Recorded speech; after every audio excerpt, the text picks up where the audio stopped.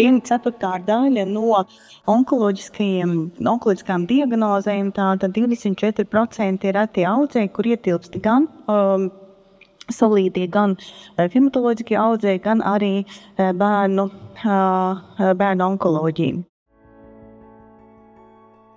Šos retos audzējus bieži vien mēs atklājam vēlīni, viņi ir agresīvi un viņiem ir augsts arī šis mirstības rādītājs. Bieži vien paiet ilgs laiks līdz diagnozes uzlikšanai, pat vairāku gadu garumā, jo bieži vien tiem nav specifisku simptomu, vai arī simptomi ir tādi, kas ir sastopami pie citām slimībām, ne tikai onkoloģiskajām. Vēl viena lieta, šiem audzējiem nav pietiekuši klīnisko pētījumu dati. Ko mēģina darīt Eiropā, pasaulē? Tātad no 16.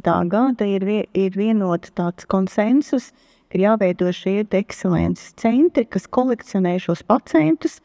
Šajos centros ir šī klīniskā pētījuma bāze, un tā tikai mēs varētu nodrošināt tātad šo pacientu veiksmīgu ārstēšanu.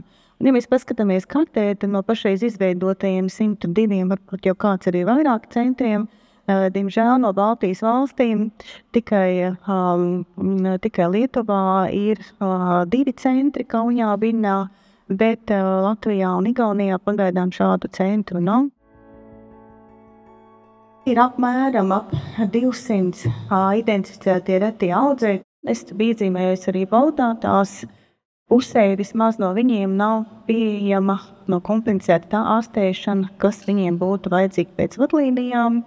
Pārskatot arī kompensējumu zāļu sarakstu, šie pacienti krīt cauri šim sietam. Tātad šiem pacientiem nav pieejams ne šī mēterapija, ne arī attiecīgi šī diagnostiski izmeklējumi, kas būtu nepieciešami. Un jāsaka tā, jo retāks audzējs, jo sliktāka terapijas pieejamība.